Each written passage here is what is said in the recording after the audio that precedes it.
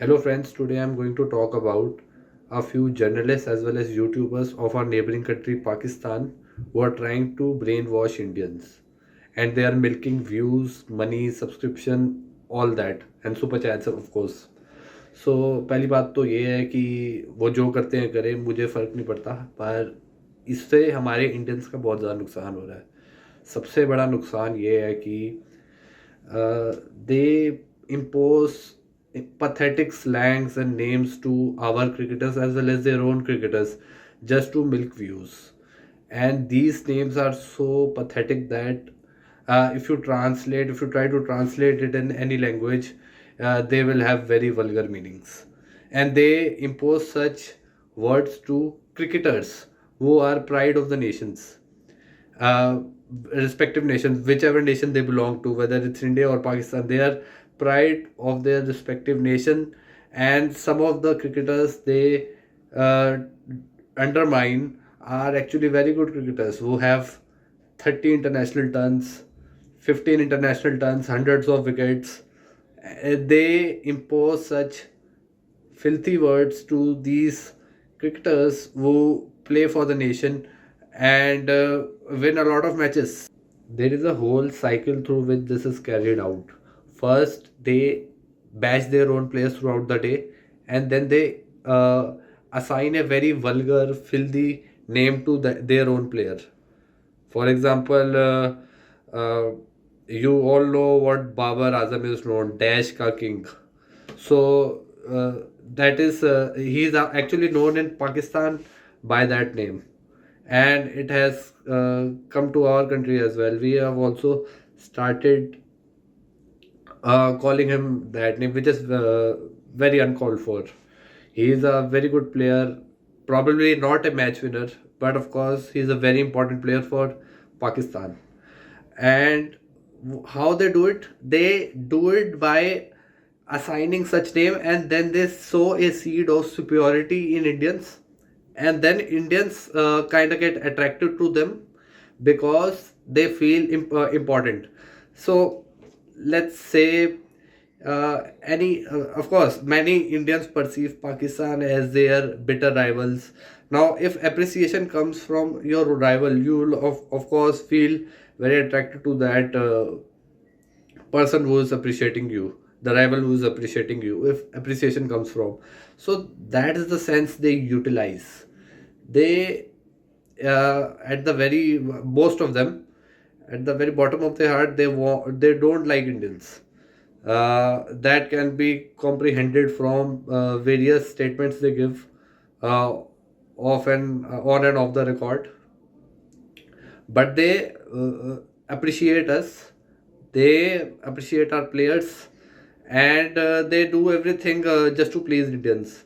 So that's how they milk views and subscriptions. Then they compare Babar Azam or any of their player to Virat Kohli. How cruel is that? Even Rohit Sharma wouldn't pass that test any day. Any player wouldn't pass that test. Even our so-called legends will fail to pass that test because players like Virat Kohli are once in a lifetime player, not even generation, not even a century.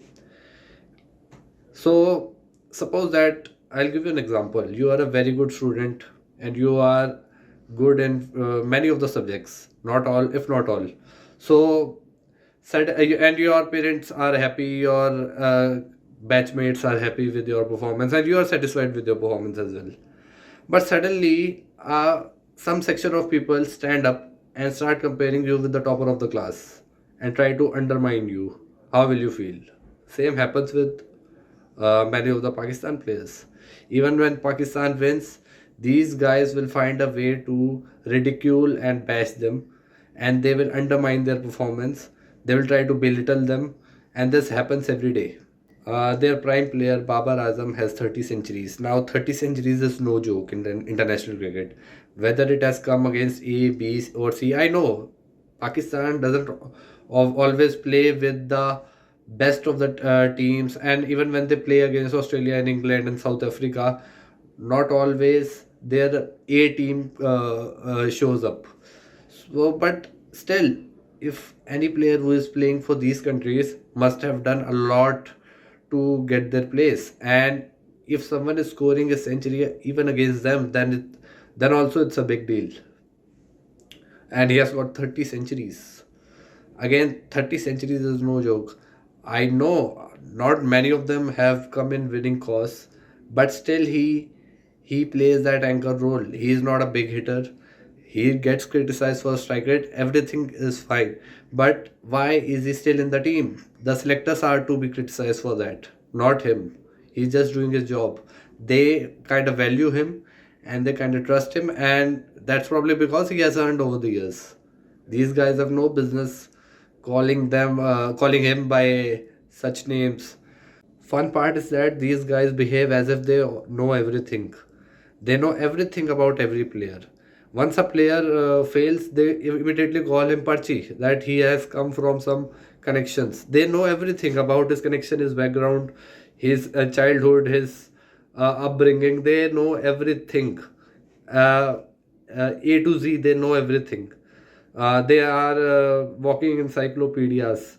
Actually, they assume a lot of things and they do just for their viewership. And this is so uncalled for. Please stay away from these people. These people don't deserve such attention. That's why our mentality is shifting. We have started to criticize our players without any apparent reason. In cricket, one team wins and one team loses, and we got to accept that. And we need not glorify our players beyond need. They are just doing their job. They are just doing their occupation. They are just serving their work, and they need not be criticized as well. There's too much scrutiny, in fact, and the scrutiny is in fact from irrelevant people. So please identify such people and stay away from them. Thank you.